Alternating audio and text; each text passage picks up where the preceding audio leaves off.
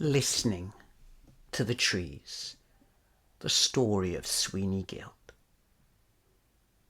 O little stag, thou little bleating one, O melodious little clamourer, sweet to us is the music thou makest in the glen. Longing for my little home has come on my senses. The flocks in the plains, the deer on the mountains. Thou oak, bushy, leafy, thou art high beyond trees. O hazelet, little branching one, O fragrance of hazelnuts. O order, thou art not hostile, delightful is thy hue. Thou art not rending and pricking in the gap wherein thou art. O blackthorn, little thorny one, O little black sloe tree. O watercress, little green-topped one, from the brink of the spring. O apple tree, little apple tree, much thou art shaken. O quickening, little berried one, delightful is thy bloom.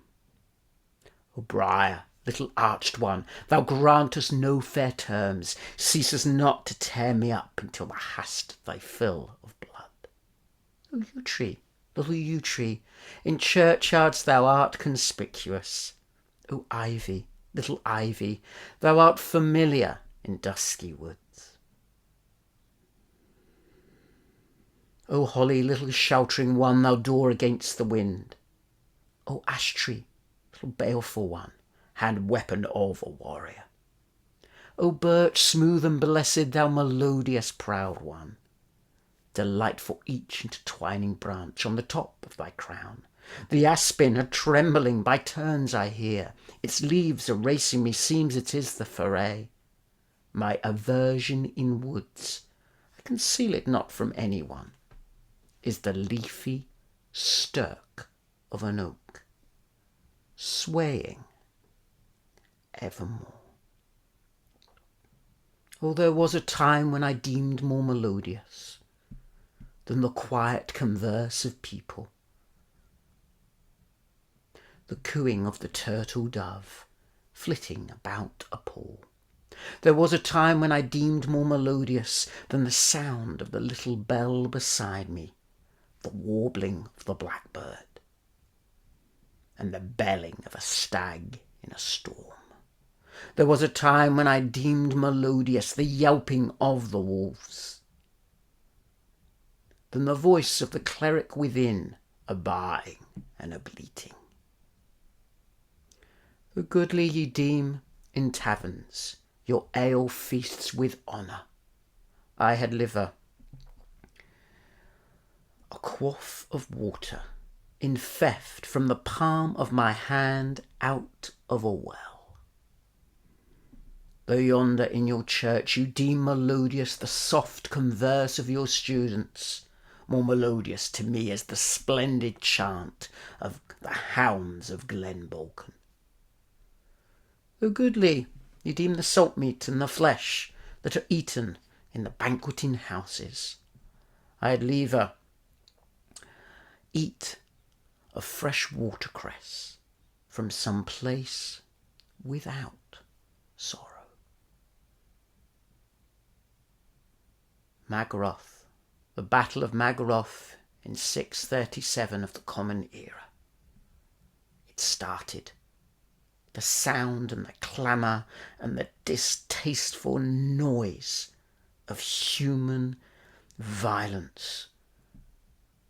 The battle had started and Suibne could no longer stand it. He could no longer stand this abhorrent, terrible use of human life. Why were people fighting? Why was there conflict? Why are we doing this to ourselves? Some say it was because he was cursed by Saint Ronan that he had this affliction come upon him, but perhaps he was just seeing things for what they truly were, and he fled. When he fled, his feet barely touched the floor. He was like a bird of the air, and he fled deep, deep, deep into the old woods.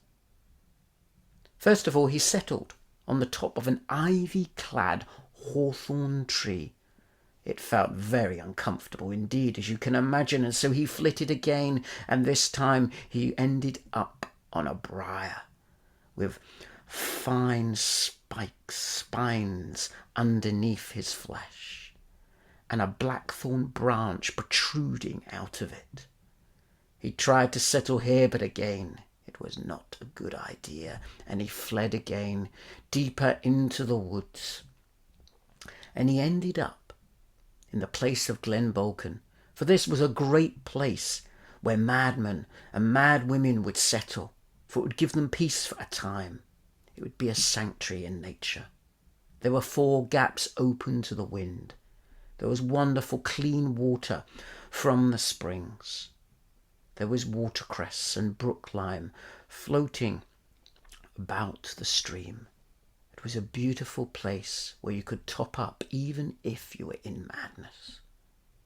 But then he moved on, and he flitted from one tree to another, exploring and understanding all the trees and composing poetry such as what we have just heard. And then he settled on the top of a yew tree, and it was comfortable, and he was at ease. And he heard. He heard of the news that came to him through the voices of different people finally reached him in his sanctuary. The news that unfortunately all his family were no longer living. This brought him back to his human senses, his human life, the life he had before the wildwood. And he tried to live it again.